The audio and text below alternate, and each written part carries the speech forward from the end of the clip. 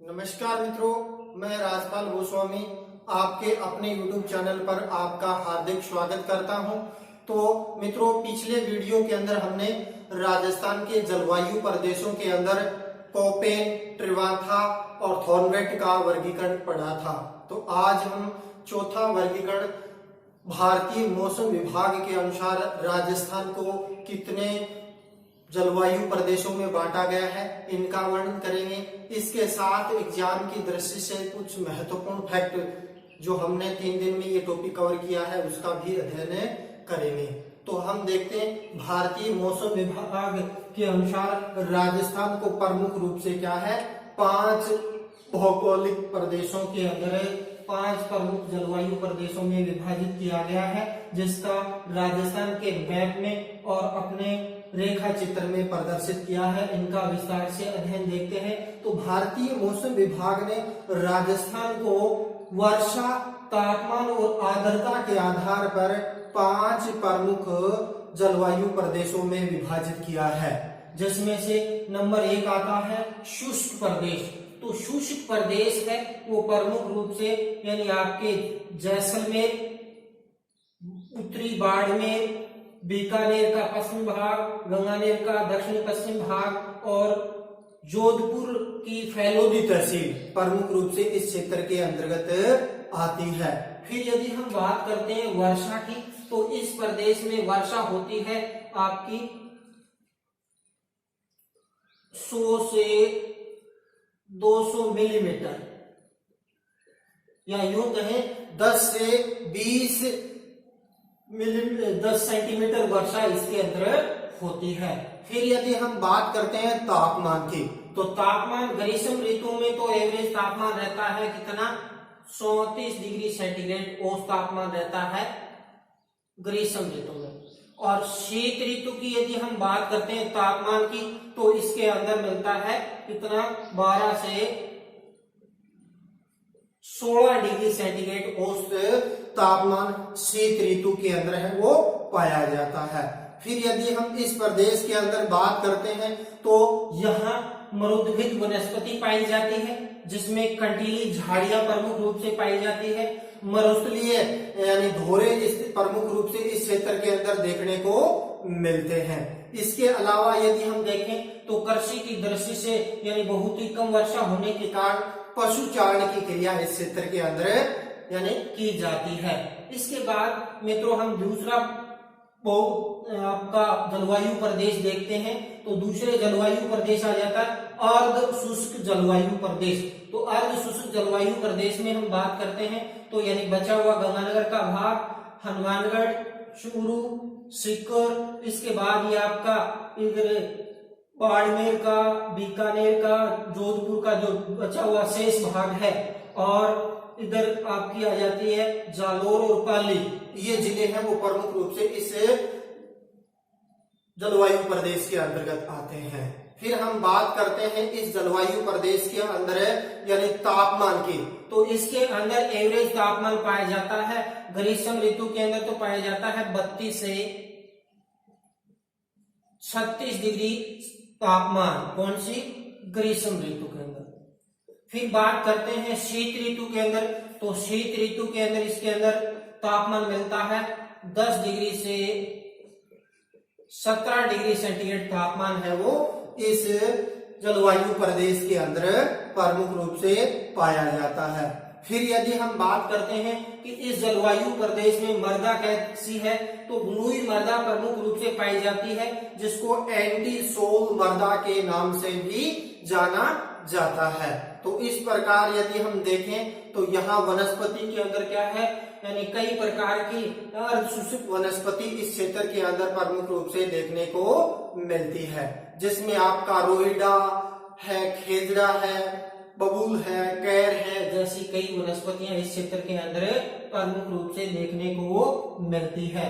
इसके बाद थर्ड अपना जलवायु प्रदेश आ जाता है कौन सा उप आर्द्र जलवायु प्रदेश। तो उप आर्द्र जलवायु प्रदेश के अंदर यदि हम तापमान की बात करते हैं तो इसके अंदर तापमान पाया जाता है 28 से 34 डिग्री सेंटीग्रेड तापमान तो पाया जाता है कौन सी ग्रीष्म ऋतु के अंदर। वहीं शीत ऋतु की बात करते हैं तो 12 डिग्री से 18 डिग्री सेंटीग्रेड तापमान है वो कौन सी ऋतु के अंदर पाया जाता है भाई? वो पाया जाता है आपकी यानी शीत ऋतु के अंदर। फिर यदि हम बात करते हैं इस प्रदेश में कौन कौन से जिले आ जाते हैं तो इसके अंदर आपका क्या है यानी अलवर आ जाता है, जयपुर आ जाता है, अजमेर आ जाता है, दौसा, टोंक से लेकर यानी इधर आपका पाली, जालोर का यानी बचा हुआ सिरोही इसके अंदर प्रमुख रूप से क्या है आ जाता है।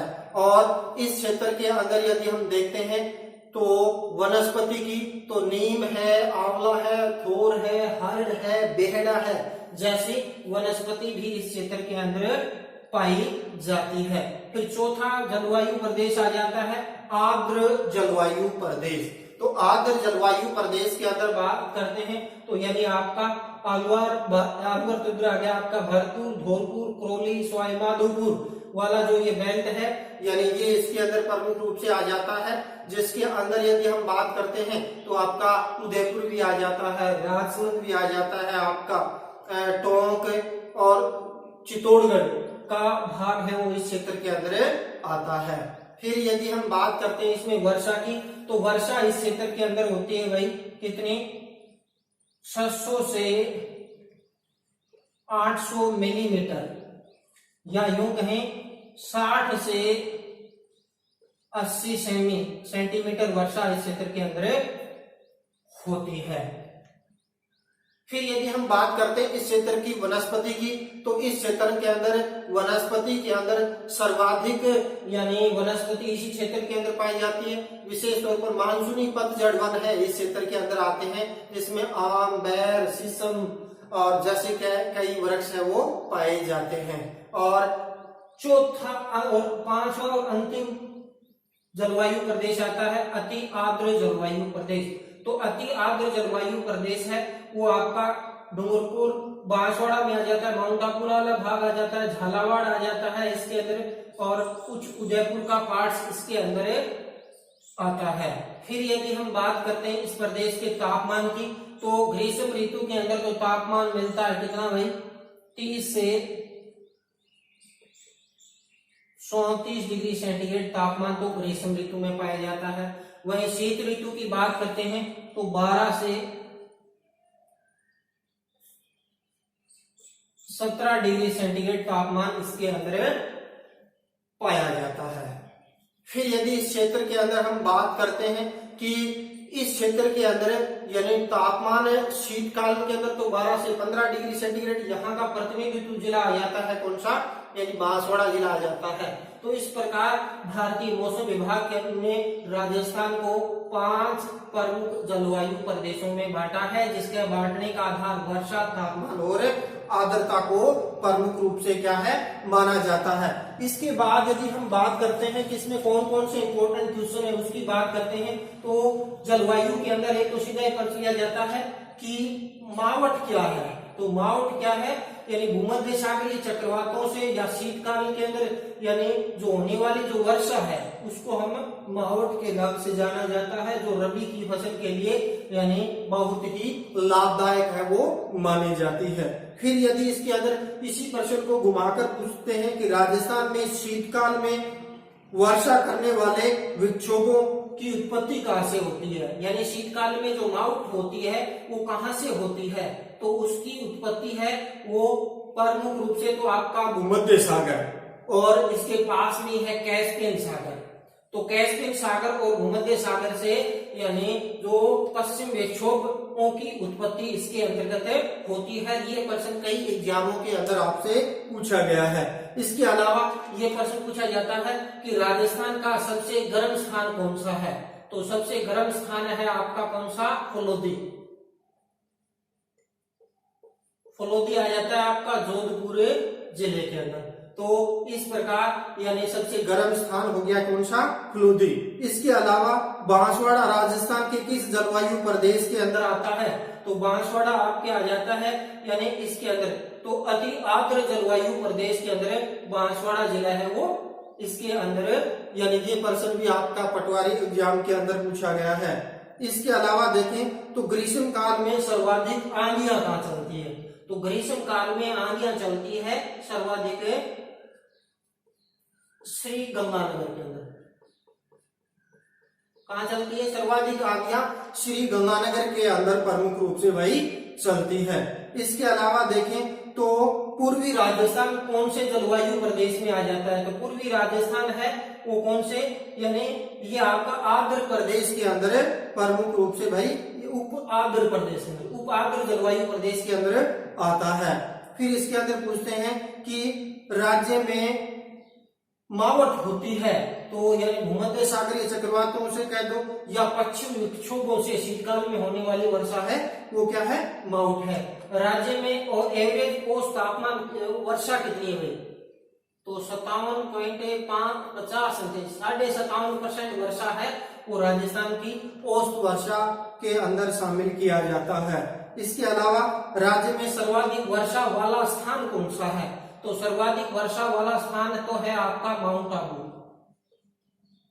माउंट आबू सर्वाधिक वर्षा वाला स्थान आता है। और सर्वाधिक वर्षा वाला जिला की बात करते हैं तो ये आपका आ जाता है झालावाड़ जिला, इसके अंदर शामिल है वो किया जाता है। फिर यदि हम देखते हैं राजस्थान में भारतीय मौसम विभाग की वेधशाला, यानी भारतीय मौसम विभाग ने राजस्थान को 5 जलवायु प्रदेशों में बांटा है। तो इसकी वेधशाला कहाँ है? तो इसकी वेधशाला है भाई कहाँ, यानी आपके जयपुर जिले के अंदर है। जयपुर जिले के अंदर भारतीय मौसम विभाग की वेधशाला है वो स्थापित की हुई है। इसके अलावा इसके अंदर यानी प्रश्नों की बात करते हैं तो राज्य का सबसे कम वर्षा वाला स्थान कौन सा है? तो सर्वाधिक कम वर्षा वाला स्थान जैसलमेर का सम क्षेत्र है। क्षेत्र पूछे तो सम क्षेत्र, और वैसे जिला आ जाता है आपका कौन सा? जैसलमेर जिला आ जाता है। रेगिस्तान में उत्पन्न होने वाले जो वायु भंवर को क्या कहते हैं? यानी जो आंधियां चलती है उसके साथ वायु भंवर बनते हैं, है ना, उसको क्या कहते हैं? भूलिया। भूलिया के नाम से क्या है इसको जाना जाता है। फिर यदि हम देखते हैं अन्य कि राजस्थान को कौन सी समवर्षा रेखा 2 भागों में विभाजित करती है? तो राजस्थान के अंदर देखते हैं तो अरावली पर्वत श्रेणी है वो राजस्थान को 2 समवर्षा रेखा में बांटती है। यानी तो इस अरावली के पश्चिम में जाते हैं तो 50 सेमी से कम वर्षा होती है, और ये दक्षिण के अंदर जाते हैं तो 50 सेमी से अधिक वर्षा होती है। इस प्रकार प्रश्न ये भी पूछा जा सकता है कि महान मरुस्थल को 2 भागों में विभाजित करने वाली समवर्षा रेखा कौन सी है? तो 25 सेमी समवर्षा रेखा है वो मरुस्थल को प्रमुख रूप से 2 भागों के अंदर विभाजित है वही कर देती है। इसके अलावा न्यूनतम आर्द्रता वाला जिला कौन सा है? तो न्यूनतम आर्द्रता वाला जिला भी आपका जैसलमेर जिला इसके अंदर शामिल किया जाता है। फिर यदि हम बात करते हैं कि राजस्थान में कौन सी शाखा से सर्वाधिक वर्षा होती है? तो अपने राजस्थान में बंगाल की खाड़ी और अरब सागरीय शाखाएं आती है, तो सर्वाधिक वर्षा अपने बंगाल की खाड़ी से आने वाली जो शाखा है उससे वर्षा होती है। हालांकि सबसे पहले जो वर्षा होती है वो अपने अरब सागरीय शाखा से बांसवाड़ा और डूंगरपुर वाले जो क्षेत्र के अंदर, इस क्षेत्र के अंदर वर्षा है वो यानी सर्वप्रथम आती अरब सागरीय शाखा है, वर्षा होती है अपनी बंगाल की खाड़ी से सर्वाधिक। फिर इसके अंदर प्रश्न पूछा जाता है कि राजस्थान के अंदर जो मानसूनी वर्षा है वो कुल वर्षा का कितना प्रतिशत है? तो 90% जो वर्षा है वो मुख्य रूप से मानसून सीजन के अंदर यानी होती है अपने राजस्थान के अंदर। इसके अलावा इसके अंदर यदि हम प्रश्न देखें तो राजस्थान में सर्वाधिक वर्षा वाली कौन सी शाखा होगी? ये तो अपनी कौन सी होगी, यानी बंगाल की खाड़ी की शाखा। इसके अलावा थारनेट ने राजस्थान को जलवायु प्रदेशों के विभाजन का आधार क्या था? तो हमने कल देखा था कि राजस्थान में वर्षा, तापमान और वाष्पीकरण है वो, यानी इसके आधार पर थारनेट ने राजस्थान को जलवायु प्रदेशों में विभाजित है वो किया था। इसके अलावा यदि हम देखते हैं राजस्थान में दैनिक तापांतर कौन से भौतिक प्रदेश में सर्वाधिक? तो पश्चिमी क्षेत्र में दैनिक तापांतर है वो सर्वाधिक है भाई पाया जाता है। इसके अलावा हवाओं की सर्वाधिक गति कौन से महीने में और न्यूनतम गति है वो कौन से महीने के अंदर? तो जून में तो वायु की गति सबसे तीव्र होती है और नवंबर माह में यानी सबसे मंद हवाएं अपने चलती है। फिर लू के बारे में पूछ लिया जाता है कि लू क्या है। तो यानी मुख्य रूप से पश्चिम से दक्षिण की तरफ चलने वाली ग्रीष्म ऋतु में के अंदर चलने वाली तीक्ष्ण उष्ण जो पवने हैं उसको हमें लू के नाम से जाना जाता है। तो राजस्थान में अधिकांश क्षेत्र कौन से कटिबंध में आ जाता है भाई? यानी ये तो उष्ण है और ये यानी उपोष्ण कटिबंध के अंदर राजस्थान का अधिकांश भाग है वो आ जाता है। तो इस प्रकार आज हमने राजस्थान के यानी जलवायु प्रदेश के अंदर जो आने वाले प्रश्न है उसके अंदर देखे। इसके अलावा यदि हम देखें तो चारों जलवायु प्रदेश हमने देख लिए हैं, चाहे वो आपका कोपेन का हो, थानवेंट का हो, ट्रिवाथा का हो या भारतीय मौसम विभाग का। तो उसके अंदर यानी AW जलवायु कौन से प्रदेश के अंदर आती है, DSHW कौन से, तो यानी इनकी विशेषताओं के बारे में भी आपसे प्रश्न है वो पूछे जाते हैं। तो इसलिए मित्रों आपका अपना ये जलवायु टॉपिक है वो कंप्लीट हो गया है। घर में रहें, स्वस्थ रहें और लॉकडाउन के दौरान विशेष तौर पे विद्यार्थियों से अनुरोध है कि वो घर में पढ़ाई कंटिन्यू प्रोसेस के अंदर करते रहें। और जय हिंद, जय भारत।